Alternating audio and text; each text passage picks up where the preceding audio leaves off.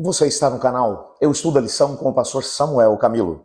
Hoje é domingo, dia 4 de dezembro de 2022.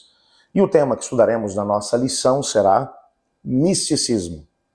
Há um texto que serve como base para o nosso estudo de hoje, que é Mateus capítulo 7, versos 21 até 27, que diz assim: Nem todo que me diz Senhor, Senhor entrará no reino dos céus, mas aquele que faz a vontade de meu Pai que está nos céus. Muitos naquele dia hão de dizer-me, Senhor, Senhor, porventura, não temos nós profetizado em Teu nome, em Teu nome não expelimos demônios, em Teu nome não fizemos muitos milagres? Então lhes direi explicitamente, nunca vos conheci. Apartai-vos de mim, os que praticais a iniquidade. Todo aquele, pois, que ouve essas minhas palavras e as pratica, será comparado a um homem prudente que edificou a sua casa sobre a rocha. E caiu a chuva, transbordaram os rios, sopraram os ventos e deram com ímpeto contra aquela casa. E não caiu, porque fora edificada sobre a rocha. E todo aquele que ouve essas minhas palavras e não as pratica será comparado a um homem insensato que edificou a sua casa sobre a areia. E caiu a chuva, transbordaram os rios, sopraram os ventos, deram com ímpeto contra aquela casa. E ela desabou, sendo grande a sua ruína. Quando olhamos para aquilo que tem acontecido no nosso mundo pós-moderno, e eu ousaria dizer, desde principalmente o início do século passado, quando, em nome de um processo de avivamento que começou a acontecer dentro do contexto do mundo religioso, alguns fenômenos que começaram a ganhar espaço dentro do mundo cristão evangélico fizeram com que a experiência dentro do contexto culto acabasse substituindo o lugar que até então havia sido única e exclusivamente da palavra de Deus. Uma das coisas mais importantes, segundo aquilo que o Senhor Jesus vai falar dentro do texto de Mateus capítulo 7, versos 21 a 27, é um embasamento sólido no assim diz o Senhor. Porque a menos que conheçamos aquilo que é a vontade de Deus, nós não teremos como levantar diante de nós algum tipo de resistência ou algum tipo de barreira de proteção para que os dardos inflamados do inimigo, teorias equivocadas, errôneas, acabem ganhando espaço dentro da nossa vida. Repare que quando lemos esse texto, Jesus está falando aqui de duas coisas. Ele vai mencionar que quando ele vier, que quando o juízo for estabelecido, muitas pessoas olharão para ele e dirão, que bom que você chegou, Jesus, estávamos esperando por você. E Jesus vai olhar e vai dizer, eu não vos conheço, não sei quem vocês são. E eles dirão, não, nós vamos dar uma ajuda para você poder se lembrar. É muita gente que você tem que cuidar. Nós pregamos em teu nome, fizemos milagres em teu nome. E então Jesus vai dizer, eu nunca vos conheci e nunca tive nada a ver com aquilo que aconteceu através de vocês. Porque vocês colocaram uma ênfase na experiência religiosa, mas não tiveram uma experiência com a minha palavra. E então Jesus conta uma parábola, ele vai dizer, todo aquele que vence dentro do contexto do reino é aquele que constrói a sua casa sobre a rocha, que é a palavra de Deus. Podem vir ventos, tempestades, chuva, mas a casa permanece firme, porque tem bases sólidas. Mas aquele que constrói a sua casa sobre a areia, ou seja, sobre outro fundamento que não seja a palavra de Deus, quando vem ventos, tempestades, problemas, dificuldades, a casa desmorona, porque ela não tem uma base sólida. A única base sólida sobre a qual devemos construir a nossa religiosidade, a nossa experiência com Deus, tem que ser a Bíblia, a palavra do Senhor. Houve uma época que, como igreja adventista do sétimo dia, nós éramos conhecidos como o povo da palavra. Qualquer pessoa que tivesse um contato com os adventistas, na maior parte das vezes, mesmo que tivessem o interesse de debater sobre Bíblia, eles nem começavam o processo de debate, porque eles sabiam que qualquer pessoa, dentro do contexto da igreja adventista do sétimo dia, tinha uma base tão sólida de conhecimento da palavra de Deus que era impossível conseguir convencer um adventista de qualquer tipo de crença que não tivesse um embasamento sólido na palavra do Senhor. Mas isso acabou se tornando uma coisa do passado. Por quê? Porque no decorrer dos anos, nos últimos anos principalmente, muito daquilo que tem acontecido, principalmente no mundo evangélico, pentecostal e neopentecostal, tem ganhado espaço dentro da do nosso sistema de culto. E tem mudado aquilo que tem sido a ênfase dentro da palavra do Senhor, ou dentro da adoração a Deus do Senhor. Quando você pensa que, desde o culto estabelecido pelos nossos pioneiros, e aquilo que a igreja sempre viveu, a ênfase grandiosa dentro do contexto do nosso culto era o estudo da Bíblia, a palavra de Deus. Hoje em dia, em boa parte do nosso processo de adoração, se nós formos muito honestos, tem tanta coisa acontecendo, tanta coisa para poder tocar o coração, fazer com que as pessoas tenham uma experiência.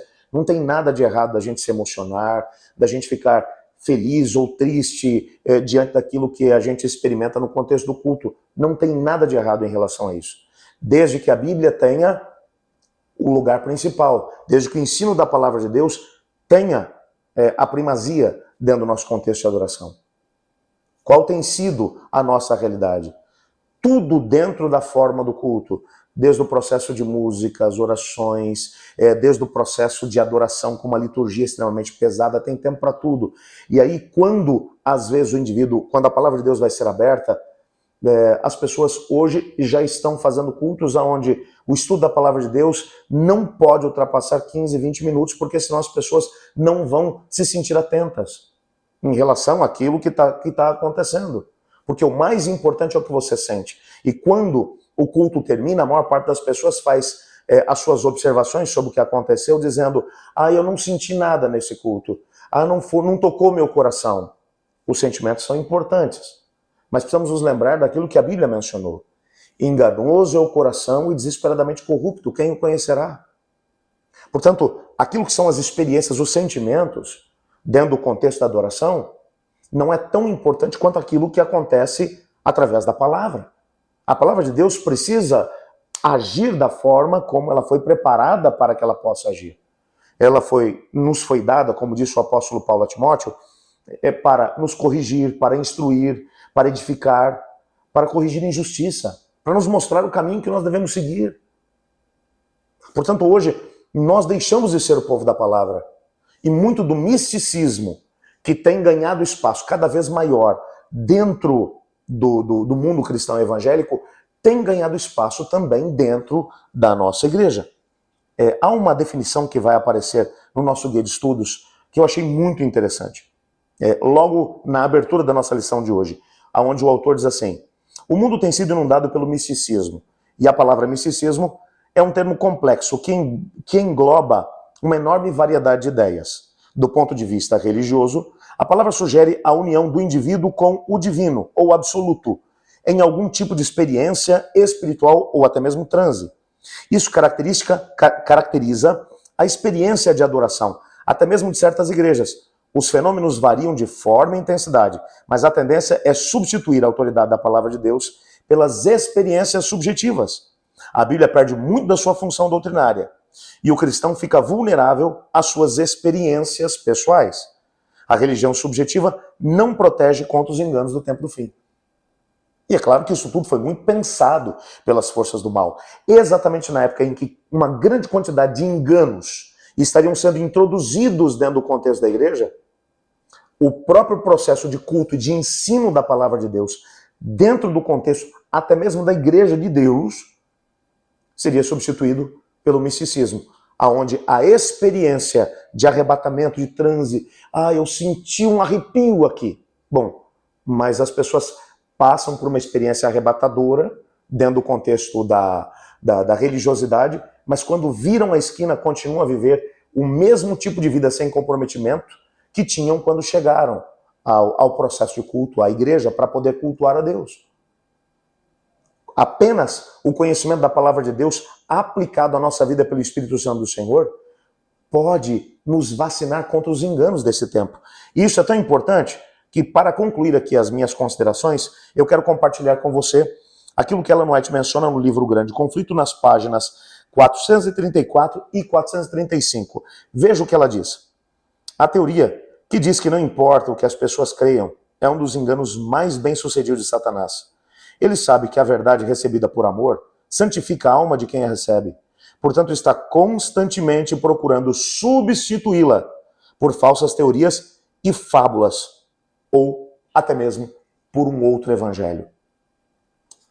O que descobrimos aqui através do texto é de que o inimigo está tentando fazer exatamente nessa época é tirar a Bíblia do centro do processo de adoração e colocar qualquer outro tipo de teoria. E hoje percebemos que o misticismo tem conseguido espaço dentro do mundo cristão evangélico e, infelizmente, até mesmo dentro de algumas das nossas igrejas. E o conhecimento a respeito da Bíblia tem sido tão superficial que muito daquilo que jamais imaginamos que poderia fazer parte das discussões que teríamos dentro da Igreja Adventista do Sétimo Dia, hoje tem surgido. Aonde o assim diz o Senhor tem sido interpretado por algumas pessoas da seguinte maneira: não, a gente tem que ver que nem tudo que está na Bíblia pode ser ou deve ser analisado de forma literal. Não, temos que entender quando a Bíblia foi escrita, isso foi por uma outra realidade. Hoje nós temos que ser mais tolerantes. E em nome da tolerância, muito daquilo que Deus disse que é uma abominação tem sido aceitado por muitas pessoas que se autodenominam cristãos. Mais do que nunca, temos que manter o nosso filtro extremamente ligado para que falsas teorias que têm ganhado espaço nas redes sociais de maneira muito grande e muita gente que se autodenomina, inclusive cristãos adventistas do sétimo dia, tem aproveitado para poder colocar como sendo verdade absoluta, criticando aqueles que têm uma mentalidade onde a Bíblia tem o seu lugar e a última palavra é da Bíblia e não daquilo que nós queremos ou pensamos. Tem sido chamados de fundamentalistas, de gente que precisa atualizar a Bíblia. Mas afinal de contas, quem é que atualiza quem? Somos nós que atualizamos a Bíblia ou é a Bíblia que deve nos atualizar? Nos atualizar de acordo com aquilo que é a vontade revelada de Deus através da sua palavra. Esse é um tempo em que o misticismo deve ser completamente banido do nosso meio. E o que deve ficar deve ser a palavra de Deus.